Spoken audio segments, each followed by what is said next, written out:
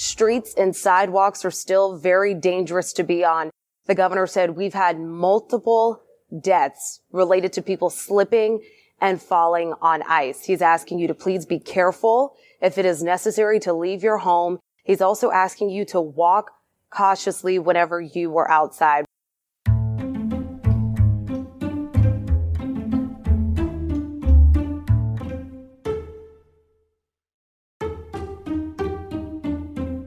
There are some scams that can be run only once. The right scammers meet the right suckers, and a situation presents itself. When well done, these scams are a work of art. Today we'll talk about 3 scams that were run only once.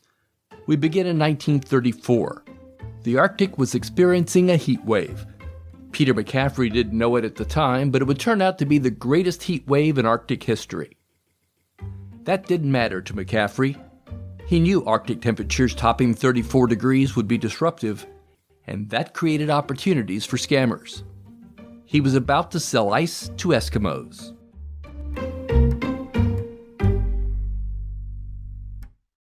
We'll be back after the break.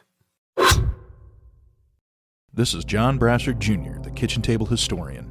Despite what the name might imply, this is not a podcast about food. At my table, I'm going to tell you the stories that your grandma didn't want you to hear. You'll be served tales of mass murder, family annihilators, and long-forgotten homicides, not to mention stories of ghosts, legends, and the paranormal. You can find us on iTunes, Spotify, and all of your other favorite podcatchers. So take a seat, make yourself comfortable. Do we have a story to tell you? The warm weather created a thin layer of water on exposed ice. Hospitals were overrun with cases of broken bones, sprains, concussions, and other injuries resulting from falls. At the time, McCaffrey was in San Francisco, where he read a newspaper story about a new fire extinguisher. The extinguisher contained carbon dioxide under pressure. When the pressure valve was opened, a cloud of cold air was released that robbed the fire of its heat. McCaffrey believed he could sell the Inuits non-slip ice to combat the dangerous conditions caused by melting ice. What McCaffrey was really doing was laying down a foundation of sand, then superfreezing the existing water on top of the ice. The effect would be temporary, but since dry ice had not yet made it to the Arctic, his invention seemed genuine.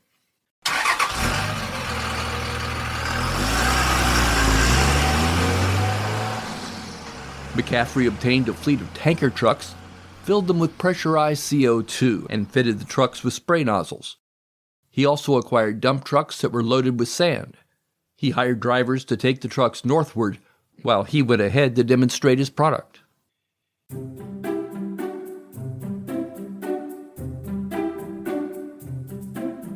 He targeted the rich, convincing them that non-slip ice on driveways and sidewalks would delight their guests and demonstrate their power and wealth.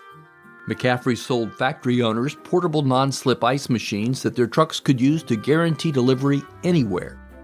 Local fish processors rushed to make down payments on the machines to ensure the day's fresh catch quickly found its way to distributors.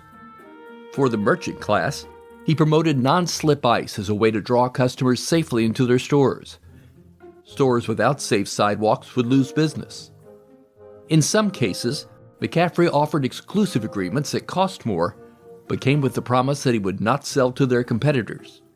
The suckers eagerly spent tens of thousands of dollars to make sure they had the advantage. McCaffrey arranged for his trucks to arrive together so customers' orders for non-slip ice were filled quickly. Within 24 hours, all jobs were completed and the remainder of the payments were collected. He promised the portable machines would be delivered in 6 weeks, sooner if the buyers wanted to pay the full cost in advance. Most did. McCaffrey and his trucks then disappeared with the money. Within days, the dry ice evaporated, leaving a slushy mess and embarrassing the community's elites.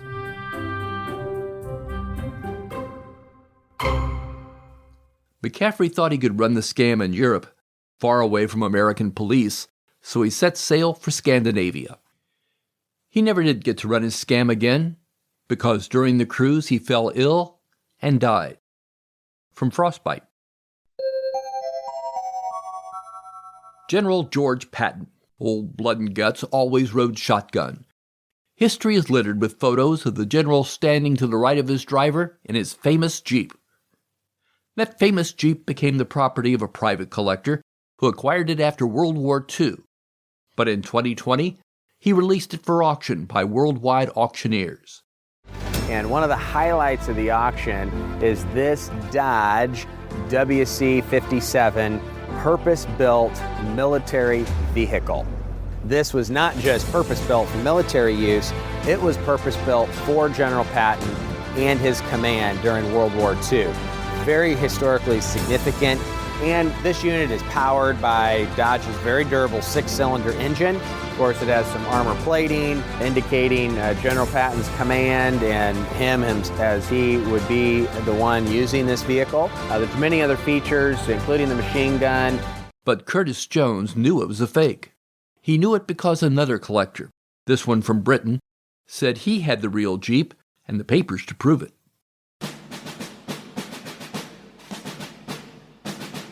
Jones was a World War II buff, focusing heavily on Patton. He was also quite wealthy, having earned huge sums from the sale of his family's unique rock candy recipe. Troops in the field used rock candy to sustain their energy. That heritage fueled Jones' interest in the war and its memorabilia. It was for that reason that Benjamin Hill approached Jones about buying Patton's Jeep. In America, another Jeep was said to be Patton's, but there was no authentication to prove it. Hill had proof, and the real Jeep. He took Jones to see the Dodge WC-57 built just for Patton. Patton's Jeep was unique. In addition to the half-inch armor-plated floor and a .50 caliber machine gun, it had flags and high-volume horns. Of course, Hill's Jeep was a fake. Hill bought an old Jeep from a scrap dealer and did some touch-ups. He also forged documents from the shop that did the original modifications. Those included the serial number on Hill's Jeep. Jones practically drooled over the idea of owning Patton's Jeep and quickly agreed to pay $1.5 million for it. Hill closed the deal and left town before Jones could learn that his Jeep was a fake and that Patton's actual Jeep was sold at auction for $177,000, about $1.3 million less than he paid. Finally, we come to Clive Leffler, a truly talented con artist who enlisted Dr. Michael Shea to help run a scam. Shea was not a grifter, but he was a fast learner and had a thirst for money. Together, they convinced Marty Lewis that he was pregnant.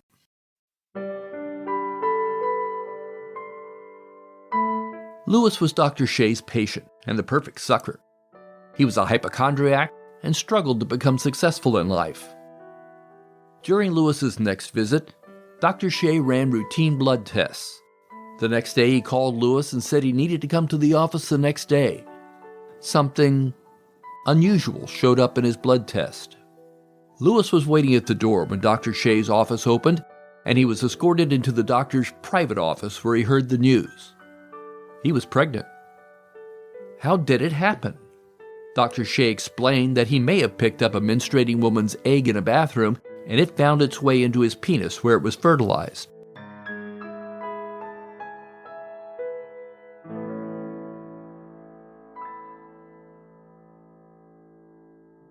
Now, while Lewis was absorbing the news, Dr. Shea called Clive into the room and introduced him as a specialist, just not a medical specialist. Clive explained the pregnancy presented many opportunities that would make them all rich. He spoke of book deals, television interviews, and speaking engagements. There might even be a foundation that Lewis would lead and be paid a handsome salary. Lewis forgot about the details of the pregnancy, but he clearly understood the opportunity for money and fame. He signed up on the spot. Over months, Dr. Shea injected Lewis with estrogen, which caused him to gain belly fat and breasts. Lewis knew the baby would be delivered by C-section, but cared about little else except the lucrative deals that Clive was putting together. At about 8.5 months, problems developed.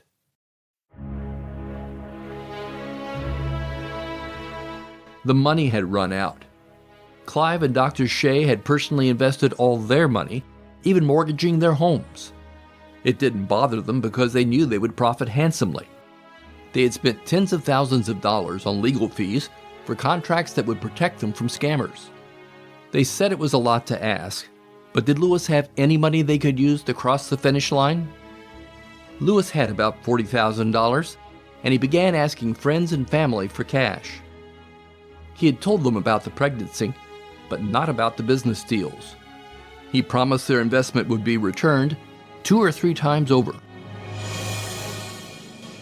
The family knew a winner when they saw one, so they had no problems investing. Some even mortgaged their homes. In a week, $150,000 was raised, along with Lewis's $40,000. Clive and Dr. Shea said they would get to work closing those deals.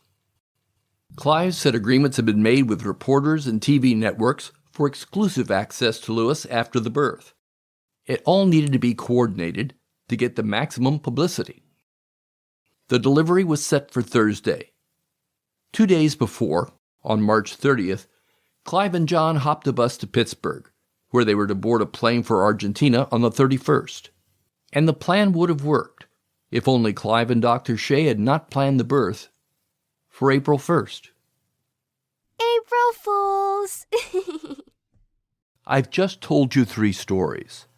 So are all the stories make-believe? Or just the last one? Or a combination? That's a puzzle, isn't it? Wouldn't you love to know the answer? Okay, here it is. Visit our Facebook page April 1, and I'll tell you. And while you're there, click on the button to follow us, and you'll pick up all kinds of tidbits about scams and cons currently underway. Oh, and don't be afraid to search online for an answer. Like any good con, there are elements of truth to it. Remember, April 1st at Are You the Mark on Facebook.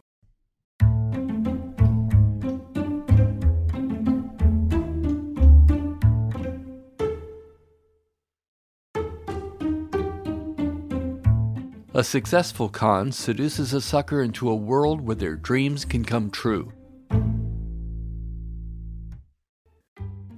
This magic casts a spell that leads its audience to anxiously hand over all their money to scammers, who vanish before the sucker realizes it was all an illusion. If you enjoy the podcast, please help us out by telling your friends and encouraging them to listen. Scams and Cons is available wherever podcasts are found and at scamsandcons.com. You can also follow us on Facebook. Just look for Scams and Cons. Lastly, we'd be grateful for a 5-star rating wherever you're listening right now. It really does go a long way toward helping us build our audience. We'll be back in 2 weeks. Thanks for listening.